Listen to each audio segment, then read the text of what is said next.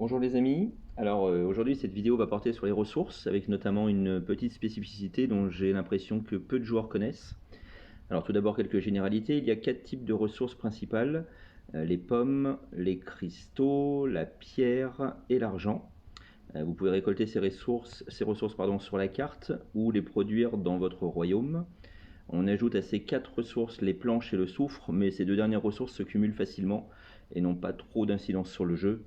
Ce qui n'est pas le cas des 4 autres, loin de là. On est toujours en manque de l'une ou de l'autre, à part peut-être des cristaux, en tout cas pour moi. Et on se rend compte qu'il en faut de plus en plus pour construire, pour former des troupes, pour faire des recherches dans l'académie, pour soigner, pour tout en fait. Alors quelques conseils pour optimiser au mieux votre recherche de ressources. Alors tout d'abord, c'est évident, montez au maximum chaque fois que vous le pouvez vos bâtiments de production de ressources. Donc par exemple, voilà, là ils sont, ça c'est pour les, voilà, au niveau 22, pour moi 23, monter au maximum, donc du coup, et utiliser des boosts. Donc des boosts, c'est des coups de pouce, de 24 heures qu'on peut acheter dans la boutique de la créature ou à la boutique d'Alliance. Voilà, c'est ceci. Qui augmente la production de 100% pendant 24 heures. Et donc ça, vous en trouvez un pour l'argent, pour la pierre, pour les pommes ou pour les cristaux. Ne laissez jamais sur la carte une marche inactive. Mettez-la en collecte d'une ressource dont vous avez besoin en privilégiant le bâtiment de ressources de l'Alliance, puisqu'il y a un bonus de collecte qui est dessus. C'est-à-dire que vous récolterez plus vite dans le bâtiment de l'Alliance plutôt que d'aller chercher sur une tuile de la carte. D'ailleurs, petite astuce pour le boost du coup, que vous pouvez utiliser le boost de Chariot Collect qui vous augmente la productivité, enfin plutôt la vitesse de collecte qui est augmentée de 50%. La petite astuce, c'est ne le mettez pas tout de suite. Collectez d'abord sans le boost. Et puis ensuite, quand vous le mettez, le jeu calculera et vous donnera les ressources comme si le boost était là depuis le début. Du coup, ce qui rallonge sa durée initiale, au lieu qu'il dure 8 heures, ça le fait durer un peu plus longtemps. Faites des recherches également dans votre académie, en privilégiant les recherches sur le développement ou sur l'économie. Donc c'est celles qui peuvent augmenter les productions notamment. Soyez dans une alliance active avec beaucoup de membres. Vous aurez beaucoup de récompenses de nourriture et cristaux à chaque jour. Et puis bon, globalement, ce conseil s'applique pour tout. Soyez dans une alliance forte et active, ça sert quand même énormément.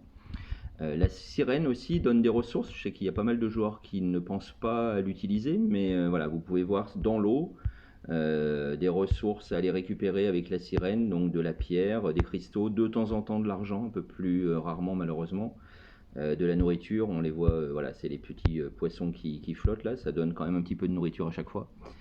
Vous pouvez attaquer d'autres joueurs pour piller les ressources. Donc à ce propos, tout ce qui est dans votre inventaire ne craint rien. Et ce qui est protégé par votre entrepôt non plus.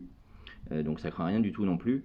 Pour voir ce qui est protégé, vous cliquez sur les ressources en haut de l'écran et vous avez la ligne protection du stockage. Voilà, donc par exemple, moi pour les cristaux, là j'en ai actuellement 2 millions, presque 2 millions et demi, et j'en ai 1,7 million qui sont protégés et qui ne craignent rien, qui sont protégés par mon entrepôt. Et voilà, vous avez ça pour chaque ressource, ce qui est protégé. Alors n'oubliez surtout pas, parce que là aussi je pense qu'il y a beaucoup de joueurs qui oublient, d'utiliser les aptitudes de la statue du maître des mers. Donc vous retrouvez les aptitudes qui sont dans le coin généralement, je vais le mettre comme ça, on le verra mieux. Voilà, c'est ici, dans le coin sur la droite.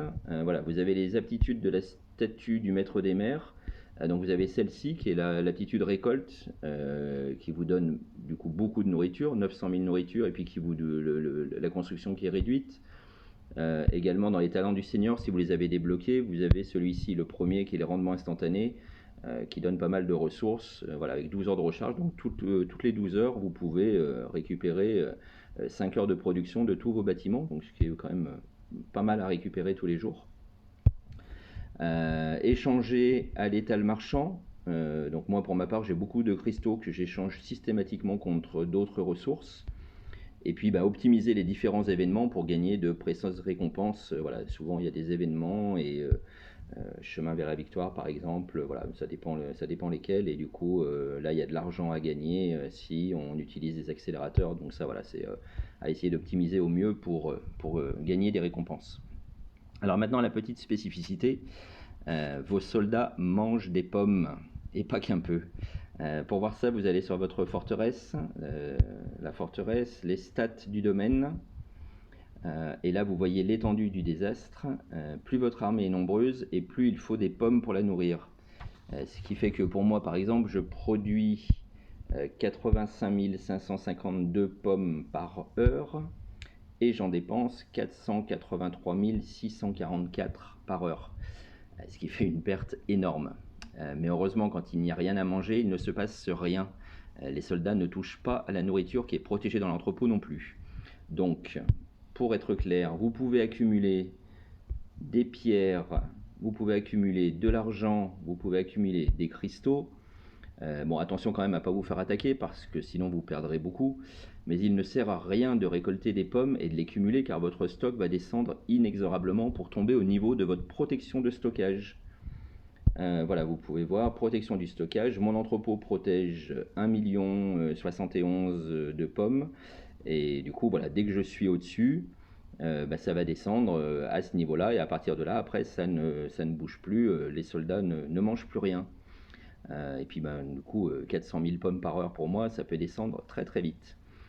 Donc dès que vous êtes au-dessus de votre protection de stockage, c'est-à-dire quand vous récoltez ou quand vous attaquez d'autres joueurs, dépensez vos pommes dans la recherche ou dans l'entraînement des troupes pour éviter de les perdre, ou donnez-les à un membre de votre alliance par exemple qui en a besoin. Ce qui peut être problématique, c'est quand vous devez améliorer la forteresse, car elle demande énormément de pommes. Là par exemple, pour passer de la forteresse du niveau 23 au niveau 24, ça demande 54 millions, presque 55 millions de pommes. Voilà, donc du coup, c'est compliqué de les cumuler. Donc il faut plutôt cumuler dans son inventaire. Donc là, moi, pour l'instant, j'ai 36 millions dans l'inventaire. Mettez chaque jour des pommes dans l'entrepôt d'alliance où elles seront protégées aussi. Et puis au dernier moment, dépensez tout ce que vous avez dans l'inventaire, récupérez tout ce que vous avez mis dans l'entrepôt d'alliance, récoltez ce qui vous manque, attaquez d'autres joueurs, demandez aussi aux autres membres de votre alliance les pommes qui vous manquent, et puis comme ça vous pourrez passer votre niveau. Voilà, j'espère que cette vidéo vous servira à mieux optimiser votre recherche de ressources, et puis comme d'habitude, n'hésitez pas à me laisser un commentaire pour une précision, ou si vous-même vous avez d'autres astuces qui ne sont pas mentionnées dans cette vidéo. N'hésitez pas non plus à partager ceci, à vous abonner, il y aura d'autres vidéos prochainement. Merci et bon jeu!